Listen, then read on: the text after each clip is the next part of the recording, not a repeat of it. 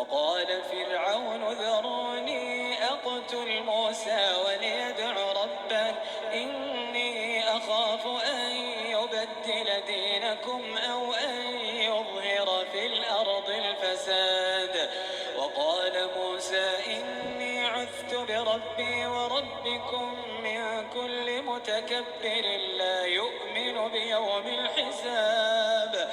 وقال رجل مؤمن من آل فرعون يكتم إيمانه أتقتلون رجلا أن يقول ربي